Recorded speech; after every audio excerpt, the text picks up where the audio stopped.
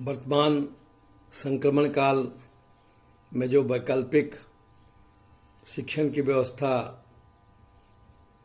Online के माध्यम से हो रही है, उसकी चौथी कड़ी में सभी छात्रों का और इतिहास से सरोकार रखने वाले स्नेही सज्जनों का हार्दिक स्वागत है। आज मैं एक प्रयोग भी कर रहा हूं। प्रायः संवाद सीधे सीधे वीडियो संबोधन के माध्यम से नहीं हो पाता, तो मैं संभावित प्रश्न भी छात्र की दृष्टि से करूंगा और फिर अध्यापकीय संचित ज्ञान के आधार पर उसका समाधान भी करूंगा। पिछले दिनों मैंने इतिहास में काल विभाजन की बात की थी। प्रयोगों से मैंने जो निरंतर प्रयास किए हैं कि कुछ इनोवेटिव बात भी की जाए जो तर्कसंगत हो, तो मैंने अब तक के इतिहास को 3 शीर्षकों के अंतर्गत रखा है। प्रायः जो मैं बात कर रहा हूं उसका उल्लेख किसी पाठ्य पुस्तक या इतिहास लेखन की विधा में नहीं है, तो सुधी श्रोता संभवतः ध्यान देंगे और इसका समर्थन भी करेंगे। मेरी दृष्टि में पूरे इतिहास के प्रवाह को 3 श्रेणियों में बांटा जा सकता है। अंग्रेजी शब्दावली है, फिर हिंदी प्रयोग स्वतः हो जाएगा। पहला खंड जिसको हम लोग प्री टेक्स्ट कहते हैं, यहाँ प्री टेक्स्ट बहाना नहीं है, टेक्स्ट के पहले का जो इतिहास है। और रुचिकर बात या विडंबना ये है कि मानव जीवन ने अपने अस्तित्व काल से लेकर जो सबसे लंबी यात्रा की, लंबा ठहराव जहाँ जहाँ हुआ, वह इसी कालखंड के अंतर्गत आता है, जिसको आम बोलचाल की या किताबों में जिसकी चर्चा प्रागैतिहासिक काल के रूप में है, प्री हिस्ट्री के रूप में है, प्रस्तर युग के रूप में है, आदिम सभ्यता के रूप में है। टेक्स्ट अर्थात जब हमें साधन लिखित नहीं थे जानकारी के, तो उत्खनन से प्राप्त चीजें आकलन के माध्यम से विशेषज्ञ पुराविदों के द्वारा सामने आई, तो ये प्री टेक्स्ट हुआ। अर्थात टेक्स्ट साहित्य लेखन जानकारी के पहले का इतिहास। फिर टेक्स्ट जब से आया तो एक दूसरा कालखंड शुरू हुआ। अब हमारी अनिश्चितता जानकारियों की थोड़ी थोड़ी दूर होने लगी। उपलब्ध साहित्य, समकालीन साहित्य, यातियों के वृत्तांत, दरबारी साहित्य, संबद्ध साहित्य आदि के माध्यम से हम अब इतिहास के कुछ निश्चित दौर में पहुंचने लगे, जहां शास्त्रों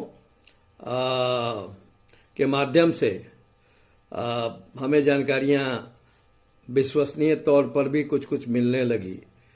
इस क्रम में भी एक लंबा प्रवाह रहा और टेक्स्ट के बाद पहली चर्चा प्री टेक्स्ट की हो गई, फिर टेक्स्ट की हो गई। अब जो दौर है जिसको अंतर विषयक इंटरडिसिप्लिनरी कहते हैं, अब इतिहास मात्र अतीत की कोई कथानक या वर्णनात्मक बात नहीं रह गई। इतिहास से कई संबद्ध चीजों का सरोकार या तादाद में स्थापित हो गया है। तो इसलिए अब के समय में जो इतिहास अध्ययन लेखन की विधा चल रही है, इसको हम कॉन्टेक्स्ट के अंतर्गत लाते हैं, जहां टेक्स्ट तो है ही और संदर्भ महत्वपूर्ण हो जाता है। कौन सी बात किस संदर्भ में कही जा रही है, यह ज्यादा मायने रखता है। और इसीलिए अभी इतिहास का दायरा विशद हो गया है। वैज्ञानिक दृष्टिकोण तो इतिहास लेखन का हो ही चुका है, जहां हम प्रत्यक्ष या अप्रत्यक्ष संचित ज्ञान के आधार पर क्रमबद्ध ढंग से इतिहास में घटित घटनाओं का पर्यवेक्षण करते हैं और फिर उपलब्ध साधनों के आधार पर एक पुनर्निर्माण वाला ढांचा खड़ा करते हैं। फिर इतिहास के प्रवाह को उससे जोड़ते हैं और इतिहास को समसामयिक और समीचीन बनाते हैं, अतीत को जीवंत करते हैं। तो इस क्रम में जो संदर्भ की बात मैं कर रहा हूं, अब हम पर्यावरण के संबंध को भी शामिल करते हैं और एक अलग से विधा स्नातकोत्तर स्तर पर आ गई है, पर्यावरण का इतिहास। फिर इसमें योग का भी सिलसिला शुरू हो गया है। इतिहास के अध्ययन में हम तकनीक, समसामयिक परिप्रेक्ष्य, चिंतन, आर्थिक परिवेश, सामाजिक समरसता आदि कई अंतर विषयक संबंधों के पारस्परिक तादात्म्य को देखते हैं, तब फिर कोई निर्णय देते हैं। तो इतिहास इस मामले में अब ज्यादा सार्थक हो गया है, क्योंकि यह केवल राजाओं, महाराजाओं, युद्धों और संबद्ध समृद्ध तबके से ही जुड़ा नहीं रहा।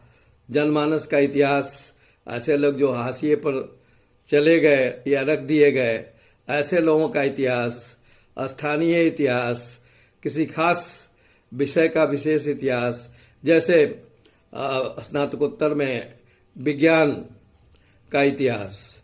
अब वैज्ञानिक लोग अलग ढंग से अध्ययन करेंगे, लेकिन हम लोग यह देखते हैं ऐतिहासिक नजरिए से कि विज्ञान या वैज्ञानिक सोच के प्रति कैसे रुझान रहा और इसमें तकनीक की दृष्टि से विभिन्न विधाओं, शरीर विज्ञान से लेकर अंतरिक्ष, खगोल विद्या, गणितीय, ज्यामितीय वगैरह वगैरह। तो हम पाते हैं कि जब ऐसा करते हैं तो अस्तित्व बोध, जो हमारा इतिहास का एक स्वरूप है, वो कुछ और हमें समृद्ध करता है, हमें एक गौरवान्वित, रोमांचक अनुभव देता है कि अतीत काल में भी हमने धातु विज्ञान के क्षेत्र में हो, गणित के क्षेत्र में हो, या विज्ञान की अन्य सूक्ष्म विधाओं के बारे में हो, शल्य क्रिया के बारे में हो, आयुर्वेद में आज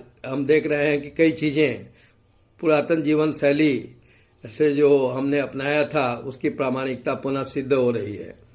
अतः हर्बल रेमेडी की बात की जा रही है, प्राकृतिक जीवन शैली की बात की जा रही है, इस विभीषिका त्रासदी वाले महामारी के समाधान के विकल्प के रूप में।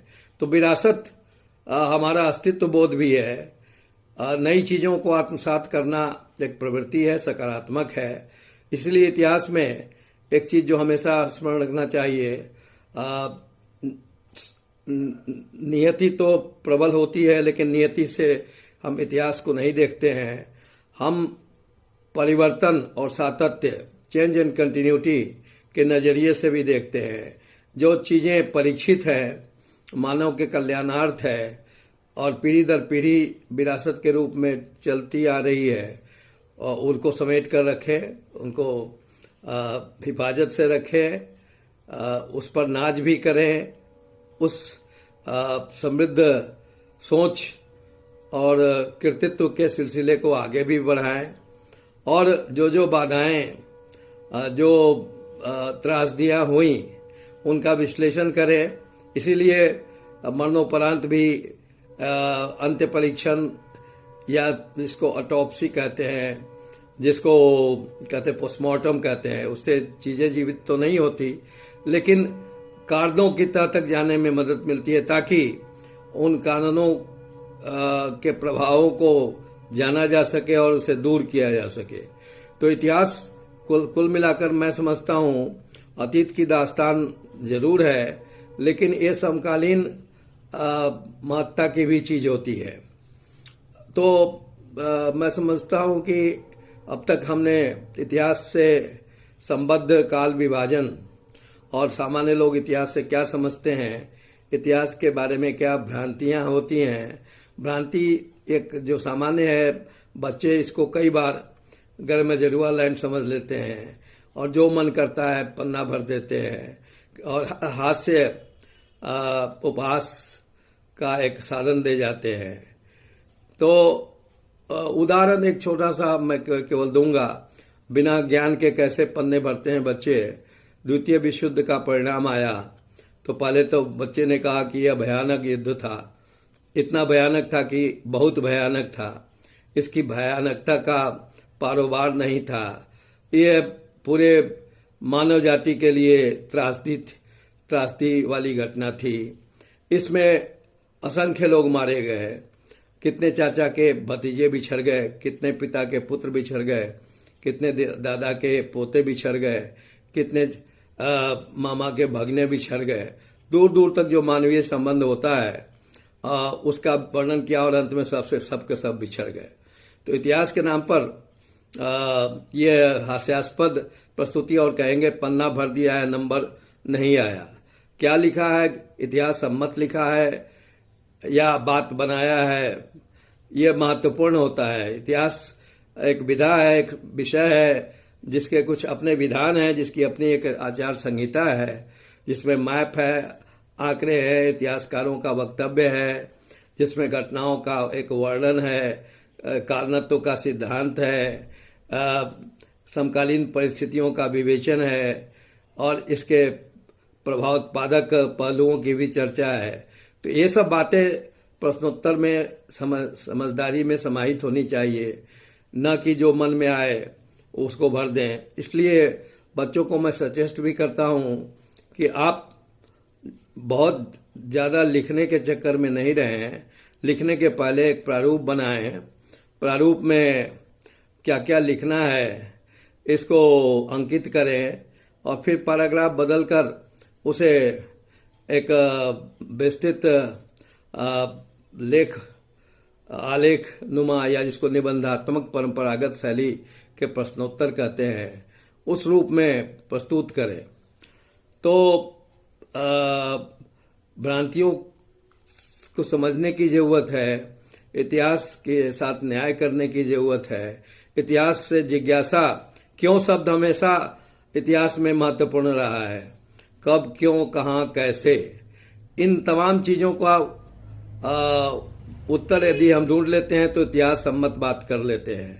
इसलिए जिज्ञासा का भाव इतिहास में जो सभ्यता संस्कृति की प्रगति हुई है, जिस पर एक अलग से भी प्रकाश डालेंगे, क्योंकि दो चीजों ने इतिहास को विशेष प्रभावित किया है। वो है सभ्यता संस्कृति का विकास और जिसको कहते हैं वंशानुगत और पर्यावरणीय हेरिडिटरी इन्वायरमेंट। व्यक्ति महत्वपूर्ण होता है, लेकिन व्यक्ति परिस्थितियों की भी उपज होता है। व्यक्ति का चिंतन समकालीन संदर्भ से भी निर्देशित होता है, विरासत से भी होता है। तो सभ्यता संस्कृति आमतौर पर एक दूसरे के लिए प्रयुक्त शब्द है, लेकिन दोनों में बुनियादी अंतर है। कुछ और बारीक चीजों को हम लोग स्पष्ट करेंगे और अच्छे प्राप्तांक के लिए एक परीक्षक के रूप में जो हम लोग का अनुभव है उसको भी हम साझा करेंगे और हम लोग उम्मीद करेंगे कि बच्चे अपने इतिहास की समझदारी को उन अनुभवों के सांचे में, हम लोगों के अनुभव के सांचे में ढालें। भाषा संबंधी या अन्य जो सुझाव आएंगे उसका अभ्यास करें, क्योंकि जितना पढ़ते हैं उससे ज्यादा मनन करें और जितना मनन करते हैं उससे ज्यादा लेखन करें, अभ्यास। इसलिए अभ्यास की निरंतरता, प्रचुरता बनी रहनी चाहिए, चिंतन करते रहना चाहिए और उलझनों से निकलने के लिए इतिहास एक प्रकाश पुंज का काम करता है, हमें एक दिशा दिखलाता है और सबसे महत्वपूर्ण बात यह हमारे इतिहास बोध से भी जुड़ा हुआ है। अतः पुनः चर्चा होगी, यह क्रम जारी रहेगा। बहुत बहुत धन्यवाद। आनंद,